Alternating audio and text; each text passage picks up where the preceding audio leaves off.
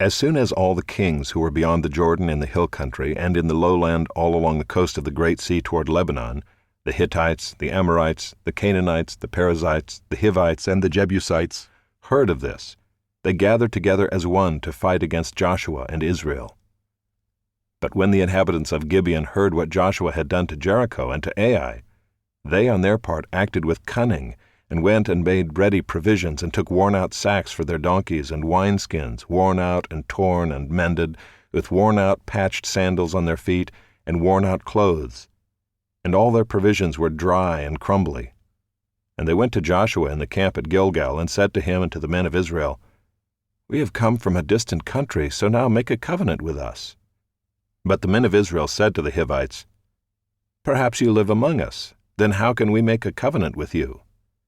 They said to Joshua, "We are your servants." And Joshua said to them, "Who are you, and where do you come from?" They said to him, "From a very distant country your servants have come, because of the name of the Lord your God. For we have heard a report of him, and all that he did in Egypt, and all that he did to the 2 kings of the Amorites who were beyond the Jordan, to Sihon the king of Heshbon, and to Og king of Bashan, who lived in Ashtaroth. So our elders and all the inhabitants of our country said to us, 'Take provisions in your hand for the journey, and go to meet them, and say to them, We are your servants. Come now, make a covenant with us. Here is our bread. It was still warm when we took it from our houses, as our food for the journey on the day we set out to come to you.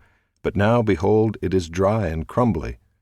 These wineskins were new when we filled them, and behold, they have burst. And these garments and sandals of ours are worn out from the very long journey.' So the men took some of their provisions, but did not ask counsel from the Lord. And Joshua made peace with them, and made a covenant with them, to let them live, and the leaders of the congregation swore to them.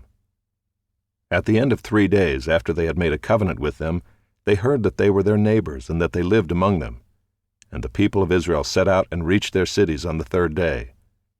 Now their cities were Gibeon, Kephirah, Beeroth, and Kiriath-jearim. But the people of Israel did not attack them, because the leaders of the congregation had sworn to them by the Lord, the God of Israel. Then all the congregation murmured against the leaders. But all the leaders said to all the congregation, "We have sworn to them by the Lord, the God of Israel, and now we may not touch them. This we will do to them, let them live, lest wrath be upon us, because of the oath that we swore to them." And the leaders said to them, "Let them live." So they became cutters of wood and drawers of water for all the congregation, just as the leaders had said of them.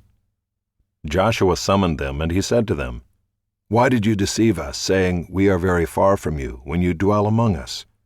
Now therefore you are cursed, and some of you shall never be anything but servants, cutters of wood and drawers of water for the house of my God."